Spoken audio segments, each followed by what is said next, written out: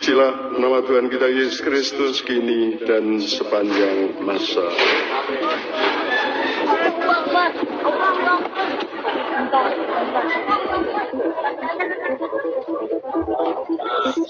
Ya, Tuhan masih melindungi kita. Pace bene, mengawali video ini, saya mau bertanya, para penonton bisa menjawab.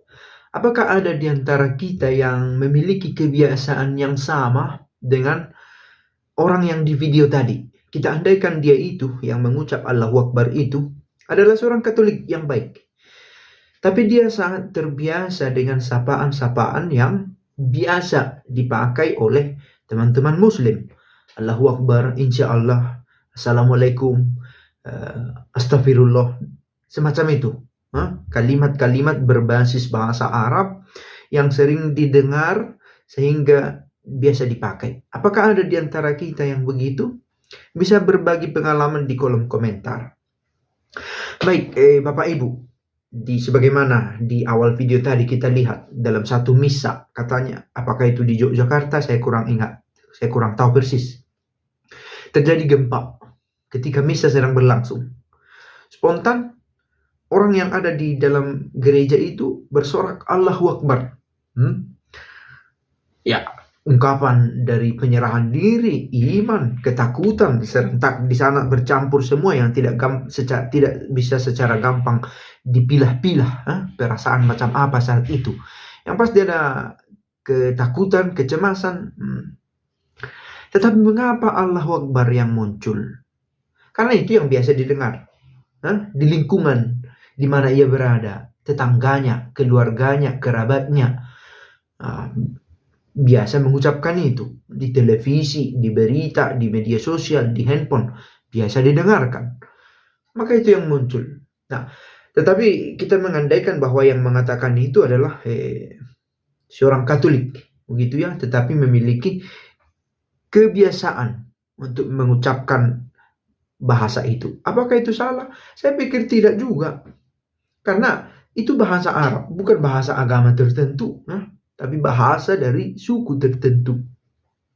Nah, apa artinya? Allahu Akbar, Allah yang besar, maha besar. Saya kurang paham bahasa Arab, tetapi itu bagian dari turunan bahasa Semit juga. Akbar, besar. Sebagaimana kita tahu umum itu dipakai, tidak butuh kajian bahasa yang sangat mendalam saya pikir tentang itu. Ya, Allah maha besar.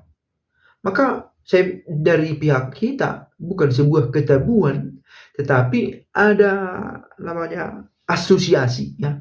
Kalau sudah dengar istilah itu, oh itu Islam, jangan pakai katanya. Saya pikir bukan sebuah larangan juga untuk memakai itu. Sama halnya dengan Assalamualaikum. Meski kalau sampai ke bahasa awal disertai dengan sejarahnya, bisa saja ada makna lain tersirat yang mengubah makna, begitu ya, yang mengubah muatan dari sapaan itu. Tetapi kita tahu niatnya, satu seruan menyatakan penyerahan diri, menyatakan imannya. Menariknya adalah bila umat memiliki sapaan khas yang sedemikian melekat sehingga dalam keadaan tak sadar dipakai sapaan itu, ucapan itu. Apakah kita punya pengalaman juga itu? Memiliki seruan yang khas, ya Tuhan, atau seruan-seruan lain yang sedemikian biasa dipakai sehingga dalam keadaan spontan tiba-tiba terucap kata-kata itu.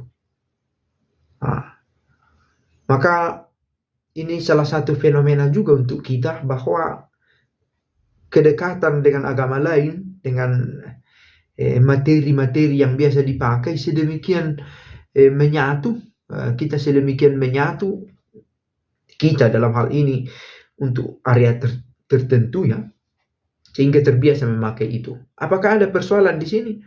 Bisa menjadi persoalan karena kita tidak sama latar belakang kita untuk memaknai situasi ini. Ada orang berkata, oh jangan dipakai itu, pantang. Tidak bisa. Itu punya kami. Kalau dari sudut pandang sana, itu punya mereka dari sudut pandang sini. Saya pikir ini adalah bagian dari dinamika beriman yang sebelum-sebelumnya sudah kita singgung, yang khas di situasi kita. Sedemikian dekat agama itu bersentuhan. Mayor dalam arti lebih besar jumlahnya.